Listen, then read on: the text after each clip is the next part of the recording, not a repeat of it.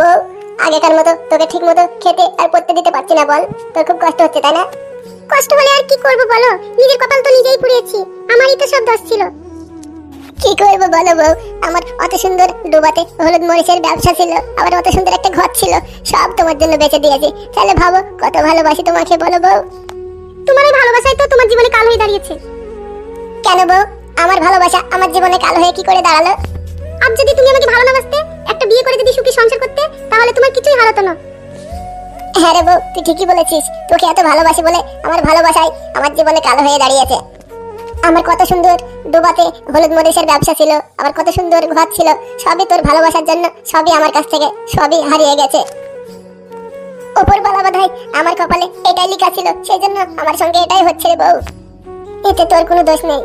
না না গো, তুমি অমন করে বলো না। তোমার সাধারণ সংসার নষ্ট করে ফেলে চলে যাওয়াটাই আমার সবথেকে বড় ভুল ছিল। না রে বউ, ওই টাইমটা তো তোকে আমি টাইম দিতে পারিনি, সবসময় ডোবাতে পড়ে থাকতাম, সেই জন্য হয়তো আমি তোকে ভালোবাসতে পারিনি কাছে থেকে, সেই জন্য হয়তো তুই চলে গেছিস। এতে তোর কোনো দোষ নেই, আমারও কোনো দোষ নেই। ভাগ্যে যা লেখা ছিল সেটাই হয়েছে আমাদের সঙ্গে। মামা, আমার খুব আনন্দ লাগছে আজকে। ওই দেখো এসেছে পাক্কা হারামিটা। কি হয়েছে চন্দ্র কুটু, আনন্দ কেন লাগছে? মামা, রাস্তায় আস্তে আস্তে আমি একটা ছুরিকে দেখলাম, দি ফুটিস করে একটা চোখ মেরে দিলাম, সেই জন্য আমার খুব আনন্দ লাগছে। তুই কি বলছিস কি? এই বয়সে তুই চোখ মেরে এসেছিস? একেবারে তো বাপের মতো হয়েছিস। তো বাপের মতো হবে না? আর বাপ যে একটা হারামি লোক ছিল, ওই তো হবে আর বাপের মতো। দেখো মা, তুমি আর ওই বোকাচোদাকে আমার বাবার নামে কোনো কথা বলতে মানা করো, কিন্তু খুব রাগ হয়ে যাবে। কি বললি? এই ছোড়া, মুখের ভাষা শিখছিস নাকি? দেখবি মুখে মেরে মুখ ফাটিয়ে দেবো। এটা তোর আব্বা হয় রে, তোর আব্বাকে এইভাবে গাল দিচ্ছিস? আব্বা না, বাবার বাল একটা। আব্বা হলে তাহলে আমাকে বকতো না, মারতো না, কালকে আমাকে খুব মেরেছে। দেখো বউ দেখো, আমি তোমার গায়ে আজ পর্যন্ত হাত দিইনি, আর তোমার ছেলেকে নাকি আমি মেরেছি। এত মিথ্যে কথা কার সাথে শিখেছিস? তোকে মারলো? তুই বিড়ি খেয়েছিলি বলে তোর কান চেপে ধরলো? বিড়ি খেতে পাবো না নাকি? বাবার বাল, এমন বাড়িতে এসেছি বিড়ি পর্যন্ত খেতে দিচ্ছে না। দেখ রে বউ দেখ, তোর ছেলে এখন পাকা বিড়ি খোর হয়ে গেছে, আর কদিন পরে গাঁজা মদ খোর হবে, তখন কি করে সামলাবি তুই? এ ছেলে আমি মানুষ করতে পারবো না, ওর বাপের কাছে ওকে দিয়ে আসতে হবে। তাহলে তো আরো ভালো হবে। আমি তো আমার আব্বার কাছে যেতে চাই, তুমি তো যেতে দিচ্ছ না। এই বেশি না বকে, যা ঘরে যা, ঘরে নিয়ে বই নিয়ে পড়তে বস। দূর বাল, মাথায় টেনশন লেগে গেছে, যাই একটা বিড়ি খেয়ে আসি।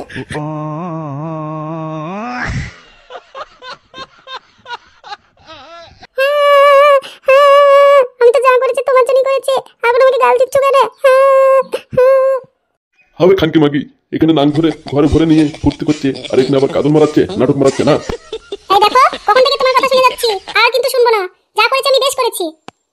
কি বললি খানকি মাগি? তোর পাকান কেটে না হাতে ধরে দেবো পাকান বেগম। তুই হয়তো ভুলে গেছিস এমএলএ বিকাশ দত্ত পাক্কা হারামের বাচ্চা। দেখো, কি নিয়ে ঝামেলা করো না, আমি আর এরকম কিছু করবো না। তুমি চলে যাওয়ার পর থেকে না আমার অনেক কষ্ট হয়েছে তোমাকে ছাড়া। পাকান বেগম, তোকে যতই দেখছি ততই তোকে সস্তা মেয়ে মনে হচ্ছে। তোর ওই পাকানে না আমি অ্যাসিড ঢেলে পুড়িয়ে দেবো। দেখো, আমার ভুল হয়ে গেছে, আমি আর এই কাজ করবো না, কান ধরে বলছি, তুমি আমায় ক্ষমা করে দাও। খানকি মাগি, এখানে ভাইপোর সাথে পাইবলি, এখানে আমার ভুল হয়ে গেছে তাই বলছে। দেখো, তুমি আর আমাকে এইভাবে ভুল বুঝো না। আমি যা করেছি তোমার খুনের প্রতিশোধ নেওয়ার জন্যই আমি করেছি। আমার মাথায় আগুন জ্বলছিল তুমি মারা যাওয়ার পর তোমার খুনের প্রতিশোধ নেওয়ার জন্য। ঠিক আছে, আর তোকে নাটক করতে হবে না। বল আমার ছেলে আর আমার বউ কোথায় আছে? আমি জানি না গো, ওরা কোথায় গেছে। তুমি মারা যাওয়ার পর থেকে সবকিছু ওলটপালট হয়ে গেছে। সি পাকান বেগম সি, তোর মুখ দেখলে আমার কিরকম মনে হচ্ছে। তুই যে এত খারাপ হয়ে যাবি আমি স্বপ্নেও ভাবতে পারিনি। আমি মরার পর থেকে, মানে এমএলএ বিকাশ দত্ত মরার পর থেকে? তুই কি করে ভাবলি রে যে আমি মারা যাব, এমএলএ বিকাশ দত্তর মরণ হয়? আমি হলাম পাক্কা হারামির বাচ্চা, আর আমি মারা যাব। দেখো দিনী, কথা শোনো দিনী। আচ্ছা, তাহলে আমার চোখের সামনে যে মানুষটা মারা গেল, সে মানুষটা কে ছিল? সেটা আমার একটা সাজানো গল্প ছিল রে, তোরা কিছু জানিস না এসব ব্যাপারে। আচ্ছা পাকান বেগম, একটা কথা বলতো, ওই খানকির ছেলে নেড়া বাবা আমার ভাইপোটাকে কোথায় পেলি তুই আমি মরার পর থেকে? যে বাড়ি থেকে তুমি আর আমি বার হয়ে এসেছিলাম, সেই পুরাতন বাড়িতেই আমি গিয়েছিলাম, ওখানেই থাকে নেড়া বাবা। দাঁড়া, ওই খানকির ছেলেকে আমি দেখছি আগে, তারপরে তোর হবে। দেখো, ওকে কিছু বলো না, সব দোষ আমার, আমি দেখেছিলাম ওকে।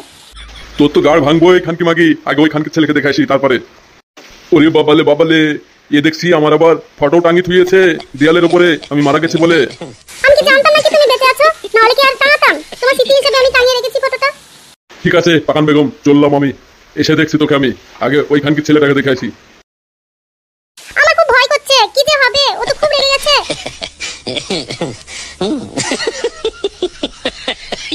এই সাদা কুত্তা, আমি একটা কথা বুঝতে পারছি না, বুঝলি তো? কি কথা রে? এই যে আমাদের এমএলএ সাহেব এখনো যে বেঁচে আছে, এই খবরটা যদি সবাইকে দেওয়া যায় তাহলে তো কেউ বিশ্বাসই করবে না। তা ঠিকই বলেছিস তুই, মরা মানুষ কোনোদিন তাজা হয় বল? তো কি করে বিশ্বাস করবে? তুই জানি কাউকে বলিস না, আমাদের বড় ভাই আবার মানা করে দিয়েছে, জানে এমএলএ সাহেব বেঁচে আছে, সে কথা জানে কেউ না জানে। আচ্ছা ঠিক আছে ঠিক আছে, কোনো টেনশন নাই, আমিও জানি, বড় ভাই আমাকেও বলেছে যাতে আমি কাউকে না বলি ও বেঁচে আছে। ও তোরা এখানে আছিস? তো দেখে আমি তন্ন তন্ন করে খুঁজে বেড়াচ্ছি এখানে ওখানে, আর তোরা এখানে বসে আছিস? হ্যাঁ হ্যাঁ বড় ভাই এখানে আছি, কিছু বলছেন নাকি বড় ভাই? বলছি আজকে তো দেখে একটা কাজ করতে হবে আমার। কি কাজ বড় ভাই বলেন, 1 সেকেন্ডও লাগবে না করতে। শোন তাহলে, ওই মেড়া বাবার কাছে মেড়া বাবাকে তুলে নিয়ে আয় আমার কাছে। তা কি কি কি কি যে বলেন বড় ভাই, আপনার মাথা মাথা ঠিক আছে তো? হ্যাঁ, আমার মাথা মাথা ঠিক আছে, যেটা বলছি সেটা কর তাড়াতাড়ি যা। বড় ভাই ও তো খুব ডেঞ্জার লোক, ওকে কিভাবে আমরা ধরে আনবো? দেখ আমি অত কিছু বুঝি না, আমি যেটা বলছি সেটা কর, যা তুলে নেয় তাড়াতাড়ি যা। বড় ভাই কিন্তু ভয় লাগছে একটু। কি বললি ভয় লাগছে মানে? তুই এমএলএ বিকাশ দত্তর লোক আর ভয় করছি মানে? বড় ভাই যতই হোক মেরা বাবা তো খুব খারাপ লোক, আর আপনার ভাইপো, সেই জন্য ভয় লাগছে। কি রে তোরা আমার লোক হয়ে ভয় পাচ্ছিস? এত সহ্য করে গেল না? কেন বড় ভাই হঠাৎ করে মেরা বাবাকে ধরে নিয়ে আসবো, কি হয়েছে কি সেটা বলেন আগে। আগে ধরে নিয়ে তো, তারপরে খানকির ছেলেকে দেখছি আমি রাজা পুঁতে ফেলবো। বড় ভাই মনে হচ্ছে রেগে গেছে, বড় ভাই কি হয়েছে বলেন আগে। হয়েছে তো বহুত কিছু রে সাদা কুত্তা। বড় ভাই ওরা তো খুব ডেঞ্জার লোক, ওদের তো লোক আছে, ওদের হাতে তো পিস্তল আছে, গুলি আছে, যদি গুলি করে দেয় তাহলে তো আমরা মরে যাবো। হ্যাঁ বড় ভাই ওরা তো আমাদের থেকে ডেঞ্জার লোক, আমাদের থেকে খুব খারাপ লোক, তাহলে কি করে পারবো ওদের সঙ্গে? এই আমি অত কিছু বুঝি না, যা বলছি তাই কর যা, নালে দলে থেকে বাদ দিয়ে দেবো তো দেখে।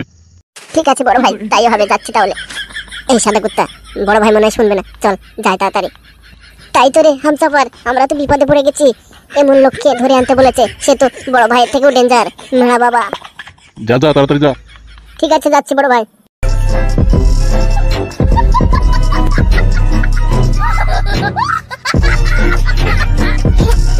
হ্যাঁ গো কুটকলাইয়ের বাপ, ছেলেটা স্কুলে যাবো না করছে, ওকে স্কুলে দিয়ে আসো তো। না মা, আমি স্কুলে যাব না। এদা শোন কাদা খাবি বিটা, শিগগিরই স্কুলে যা, নাহলে তোর ভাত আজকে তোর মানের মধ্যে ভরে দেবো।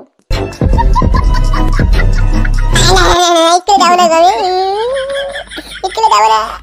এই যে নারকেল বেগম, ছেলেটাকে ওভাবে কাঁদাচ্ছ কেন? স্কুলে যাব না বলতে, আমি স্কুলে যাই, স্কুলে যাই করতে। এই যে নারকেল বেগম, শুনতে পাচ্ছ না? ছেলেটা স্কুলে যাবো না বলছে, না গেলেই তো হয় আজকের দিনটা, তো এভাবে কাঁদাচ্ছ কেন ছেলেটাকে?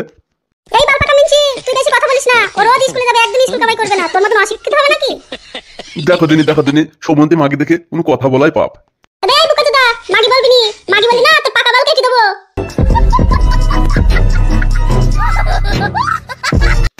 কি রে নারকেল বেগম, তোর মুখের ভাষা এত খারাপ কেন? তোর জন্য এই ছেলেটাকে মানুষের মতো মানুষ করতে পারছি নি, এমন কি ভাষা খারাপ হবে না তোমার ভালো হবে নাকি? নারকেল বেগম ওই এখনো ছোট আছে, ওর উপরে এত অত্যাচার করলে কি করে হবে? আমার বাপের মধ্যে আর আমার মার মধ্যে আবার ঝামেলা লেগে গেল, দেখি কে যেতে, বাপ যেতে কি মা যেতে। এই মিনসি, তোর বড় ছেলের মতন তৈরি করবো নাকি? তোর বড় ছেলের জন্য আমার মেয়েটার জীবনটা শেষ হয়ে গেল, আর এই ছেলেটাকেও তোর বড় ছেলের মতন বানাবো আমি? না, আমার ছেলেকে আমি শিক্ষিত করবো অনেক।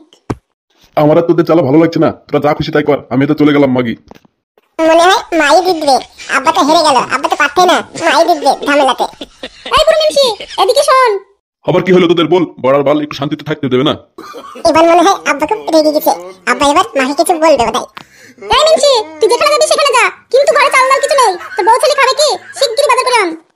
এটাই মাগি, তোর পেছে লম্বা লম্বা গাছে পেঁপা ঝুলছে, আর নিচে লাল লাল টমেটো ঝুলছে, দেখতে পাচ্ছি না চোখে? যা ওই রান্না করে খা।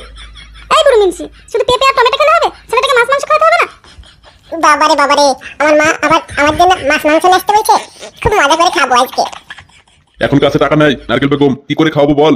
কালকে খাস মাছ মাংস, আজকে ওই রান্না করকা পেঁপা টমেটো। দূর বাড়া, আজকে বোধহয় আর খাওয়া হবে না আমার। এই পুরো মিনসি, কালকে যে 50,000 টাকা ব্যাংক থেকে তুললি, সে টাকা কি করলি? সেই টাকাটা ফুটুকে দিয়েছি, ফুটু টুকটুকে কিনে ইনকাম করবো বলছিল, সেই জন্য দিয়েছি ওকে। এই ফুটুকে দিয়েছে মানে? ফুটুকে ইনকাম করে ছেলে নাকি? টুকটুকি আর কিনবে না, মদ গেদে খেয়ে শেষ করে ফেলবে। বাড়া ভালো লাগে না, রোজ রোজ বাড়া ঝামেলা দেখতে হয়, মন বলে বাড়ি থেকে বেরিয়ে চলে যায়। দেখাই যাক কি করে বেকার ছেলে, 50,000 টাকা দিলাম টুকটুকে কিনে ইনকাম করবো বলে, দেখি ইনকাম করে যদি করতে পারে তো করুক, ও তো টাকা ফেরত দেবো বলেছে আমাকে। আরো যদি ইনকাম করতে পারে ভালো, তাহলে তোমার মেয়েটাই তো সুখে থাকবে। ওই ফেদা মুখ ছেলেকে টাকা দিলি, ও মদ খেয়ে উড়ে দেবে। ঠিক আছে ছেলে, এবার দেখছি, এবার যদি ইনকাম না করবো তাহলে আর জীবনেও টাকা দেবো না ওকে।